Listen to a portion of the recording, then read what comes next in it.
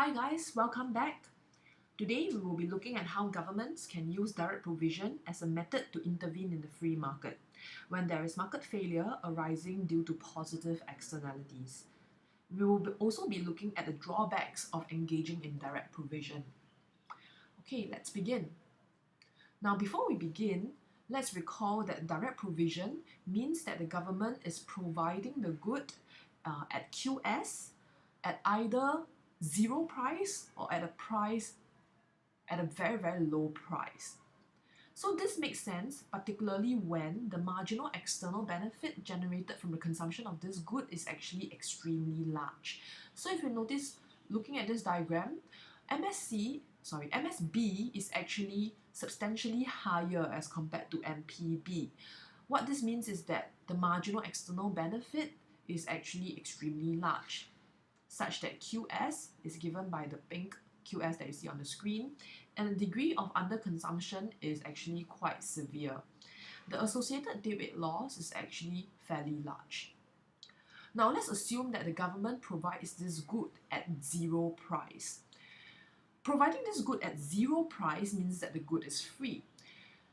That means that the marginal private cost borne by consumers is actually zero. Now remember that consumers will maximize their net private benefit at MPC equals to MPB. Now if MPC is equivalent to zero, this means that consumers will consume at MPB equals to zero at QS, given by the purple dot that you see on the screen right now. So what this means is that the government, using the method of direct provision, has actually resolved the market failure, eliminating the deadweight loss, since the socially efficient quantity is now being consumed. Now let's look at an alternative situation whereby the government engages in direct provision, but instead of resolving the market failure, this time the government creates another deadweight loss instead. So how does this occur? Now, assuming that as compared to previously, the extent of marginal external benefit that's generated from the consumption of this good is actually not so large. So as you can see from this diagram, the MSB is actually not that much higher as compared to MPB. The socially efficient quantity is given by the pink QS that you see on the screen, and the degree of underconsumption as compared to previously is actually smaller. The deadweight loss in the free market is actually also smaller as compared to the previous situation. Now again, let's assume that the government provides the good at zero price. This means MPC equals to zero. This means that consumers will consume up till MPB equals to zero to maximize their net private benefit.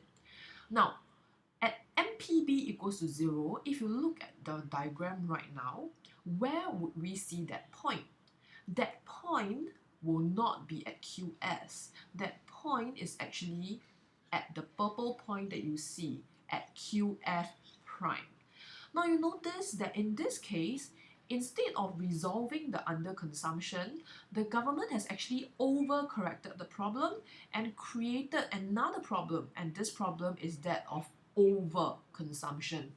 As a result of this overconsumption, there is another deadweight loss that is being generated, and this deadweight loss is generated given by the purple area.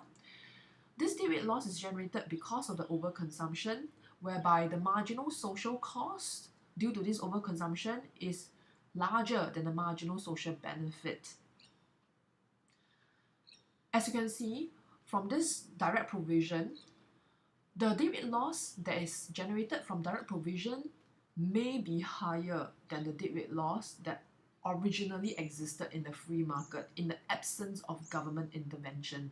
So what this means is that when the government intervened in this market, instead of resolving the market failure, they actually worsened the situation instead, because the deadweight loss that's created as a result of government intervention is actually that much larger. So when do we use these diagrams that I've explained in this video?